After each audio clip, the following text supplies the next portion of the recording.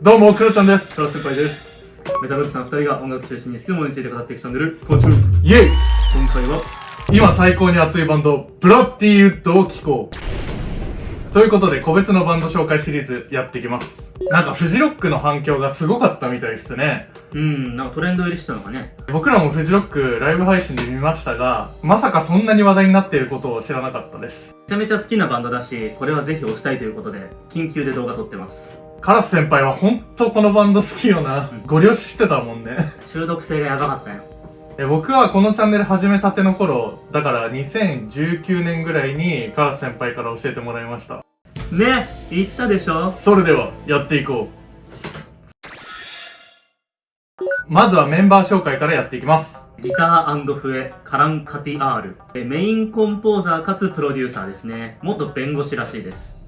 ポップソングを破壊するというバイタリティで弁護士を辞めてバンド活動を始めたらしいです。なんともメタルスピリッツに溢れる人物ですよね。すげえメタルな動機だなと思ってました。フジロックのライブでギターをそっちのけにして笛優先にして弾いてたのほんと笑った。マイクスタンドのここに笛が3本ぐらい刺さってた。ギターのアップで弾く時のモーションがマジでウエスなんですよ。リンプビズキットのウェス・ボーランドですね。弾き方もグルーヴ感もめちゃくちゃ似てると思います。多分カランさんウエスのこと好きなんだろうね。で、続いてボーカル。ジャイアント・パドゥラさんですね。通称マハラジャです。基本的なスクリームはもちろんふわり多めでリズミカルなラップ的なスクリームもこなしています。なおかつ味わい深いクリーンが特徴です。個人的には変顔も好きです。で、続いてボーカル。ラウル・カーですね。通称リンカン・バローズです。ラップ担当です。フローマスターでもあります。現代的な早口な詰め込みフローもするし、グルーヴのツボを抑えたキャッチーなニューメタル的なフローも使います。個人的にはダミ声ラップが好きです。続いてツアーメンバーがドール・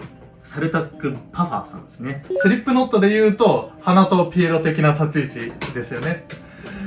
パーカッションみたいな音源ライブでもしっかり存在感ある音を出してます。で、続いてベースローシャン・ロイさんですね。グルーヴの接着剤かなと思ってます。個人的に次のアルバムなんかでベースも目立ち出したら無敵になるんじゃないかなって思ってますね。ハイゲインゴリゴリのベースフレーズから始まる曲とかあったらやばいでしょって思います。で、最後がドラムビシェシュ・シンさんですね。フジロックの映像を見たんですけど、スネアがくっそハイピッチでしたね。カンカン言ってました。レコーディングもこの人なのかはわからないんですけど、ドラムも当たり前にグルービーです。はい、では続いてブラッディウッドどんなバンドなのか簡単に紹介していきます。インド・ニューデリーにて2016年に結成されたバンドですね。最初はメタル系 YouTuber みたいな感じで、インドのポップソングのメタルカバーをアップしたみたいですね。何々をメタル化してみた的なやつよね。リンキンパークのヘビーをカバーして注目されたらしいですけど、曲のチョイスがキッズ的な意味で嬉しいメタル愛を感じますよね。ナムとかじゃないんだっていう。というのもヘビーはニューメタルのエッセンスが全然ないリンキン後期の曲で、リンキンがスタジオセッションでヘビーをニューメタルバージョンでアレンジしようぜって遊んでる曲なんですよ。ニューメタル復権最高的なメッセージ性を感じます。というか勝手に受け取りました、僕が。その意思。今でも YouTube でリンキンのそのスタジオセッション動画が見れるので概要欄に貼っておきます。2022年にオリジナルアルバム、落尺をリリースですね。カバーより全然オリジナル曲の方がいいんで素晴らしいなと思います。カバーで有名になったバンドが全曲オリジナルの曲のアルバムを出したら微妙なんてことはザラにあるんで、メタル雑誌メタルハンマーにて2022年に注目すべき12の新しいメタルバンドの一つに選ばれて、今最もホットなメタルバンドとなっています。ちなみにインドの映画産業をハリウッドをもじってボリウッドって言うんですけど、ボリウッドの響きがブラッディウッドと似てるからブラッディウッドなのかもしれないですね。僕はずっと完全にこれだと思ってました。ボリウッド。そう、ボリウッド。はい、では続いてバンド概要とバンドサウンドについて語っていきます。いわゆる色物的なイメージがあったり、ネタ、コミックバンドだろうと思いきや、サウンドはガチです。MV とかは最高に笑えるネタが仕込まれてるんですけど、歌詞とかも実はシリアスなんです。シリアスな側面もシステムオーバーダウン的な意味で結構押せるかなと思います。音楽的特徴の核は民族音楽的なフォーク要素×ニューメタルですね。ニューメタルっていうのはメタルのサブジャンルの一つです。ニューメタルは2000年代初頭に世界的にメインストリームとして盛り上がっていたジャンルで、有名なところだとリンキンパーク、スリップノット、コーン、リンクビズキットなどなどがあります。ニューメタルのジャンルとしての簡単な特徴としては、シンプルでヘビーなギタリフと乗りやすい縦乗りのリズム構成となっています。あとはラップやターンテーブルのスクラッチ音が入ったりします。ニューメタルについて詳しく知りたい方は僕らのジャンル解説動画をご覧ください。フォークメタルはメタルと土着的な音楽要素、民族音楽などを混ぜたものがフォークメタルとされます。民族要素としては、ブラッディウッドはメタル的に言うならば、そういうフォークメタルとしての要素がかなり色濃いです。インディアンフォークメタルとよく形容されているのも見ますね。インド独特の旋律やメロディーはもちろんのこと、ドールという伝統的な太鼓とか、インドのフルートであるバーンスリー的な笛の音、トゥンビっていう一弦の弦楽器の音が印象的です。チャンガチャンガチャンガチャンガンって音はトゥンビっていう楽器らしいですね。YouTube でトゥンビを調べて実際の音聞いてみたんですけど、多分この楽器で合ってると思います。あとは伝統的な弦楽器として使われているのはシタールですね。シタールは落爵の曲だとエンデュアラントって読むのかちょっとわかんないですけど、その曲ではわかりやすく使われています。あと多分なんですけど、エスラジっていう弦楽器も使われてると思います。このインドの民族音楽的な要素が躊躇なく盛り込まれていることで、彼らの音楽のユニークさが際立っていると思います。インド要素全開なんですよね。ジャケもゾウさんですし、ガネーシャ的な。僕らの考察だとニューメタルというジャンルはそもそもエスニックな要素がジャンル設立のタイミングからあったというのが持論なんですけど、もともと魔術味があるニューメタルとインドの民族音楽も相性悪いわけがないんですよね。ニューメタルの中だと過去にはソウルフライやイルニーニョがワールドミュージック×メタルをやっていましたが、ソウルフライは2022年のダウンロードフェスにも来ますし、要チェックです。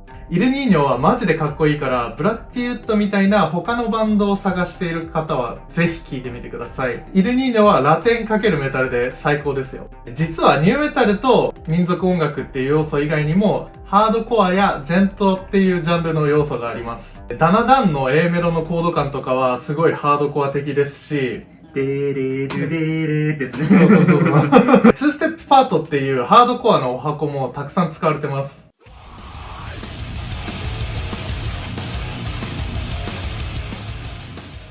ジェント要素はギターの音作りから感じますね。ブラッディウッドでのジェント要素を簡単に説明すると、ビヨンビヨン言ってる音ですね。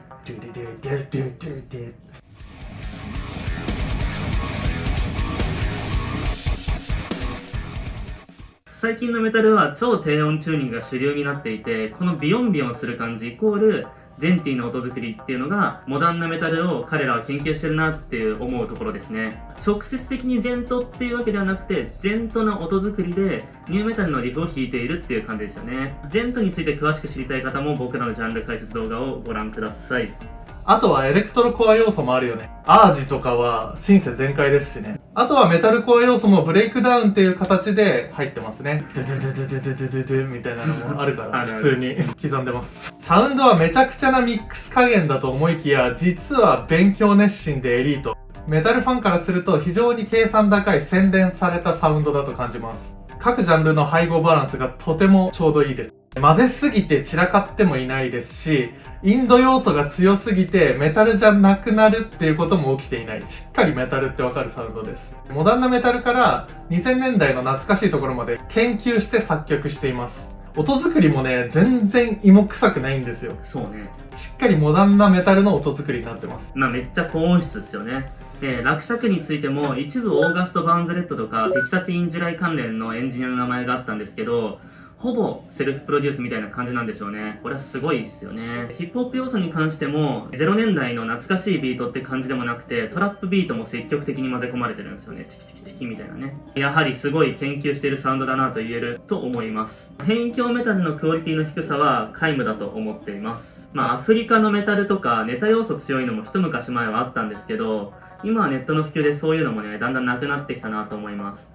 ボーダレスな時代になってきたなというね、感じですよね。ラグなしで音楽が世界に行き渡ってる実感がありますよね。計算高い部分だけじゃなくて、もちろん本能的な部分もあります。とにかく踊りたくなるメタルです。MV も歌って踊ってるから、マジで踊りたくなりますよね。あとはカレーが食べたくなるメタルですね。僕、カレーマジで好きなんで、アテンドしますよ。はい、では続いて、ブラッディウッドの魅力というか推しポイントをまとめていきます。1番、爆発的なグルーブ。ブラッディウッドが出すノリは初見でも気づけば頭を振り回してジャンプしてシンガロングするしかないキャッチーさをもたらしていると思います。体が勝手に動くグルーブなんです。人間の原始的な本能の部分を呼び覚ましてくるリズムというか、ギターのうねってのたうち回るような粘度の高いグルーブがすごいです。それこそアルバムの最後の曲、チャンカラーとかのギターのリズムとドラムのリズムすごいっすよね。メタルのセオリー的には絶対出てこないリズムだと思ってます。実はラッパーもグルーヴメーカーなんですよ。彼のターンになると途端にバウンス感が強くなるっていうね。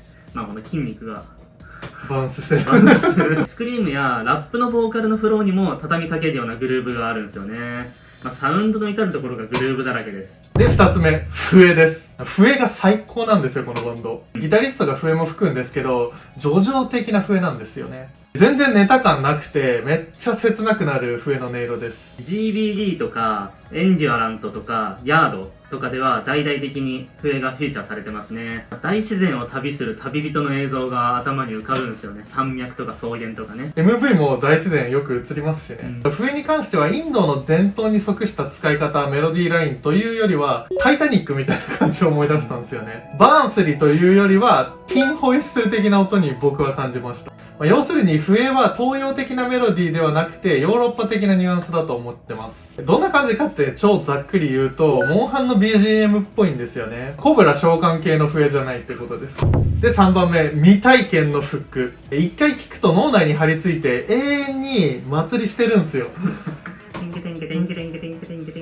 一瞬で覚えられるキャッチーさがあって、自分が普段馴染んでいるのとは違う文化圏からしか登場し得ない歌メロに心惹かれますよね。スクリームじゃないクリーンもめちゃめちゃいい味出してるしね。マハージャことジャイアントさんです。他のバンドでは味わえない中毒性があります。この新鮮味は海外の方が J-POP を聴いた時に、なんだこのメロディーラインとふわりはって驚くのと同じことなんだろうと思います。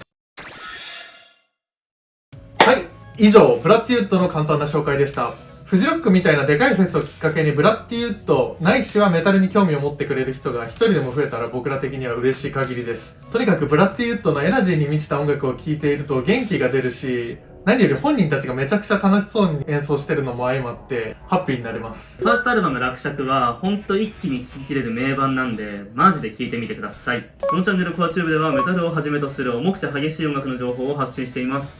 もともとヘビーな音楽が好きな方はもちろん、興味がある方はぜひともチャンネル登録よろしくお願いします。他の動画も見てみてください。この動画が面白かった方はグッドボタンもよろしくお願いします。ご視聴ありがとうございました。それではまた次の動画でお会いしましょう。お会いしましょう。せーの、グッバーイ。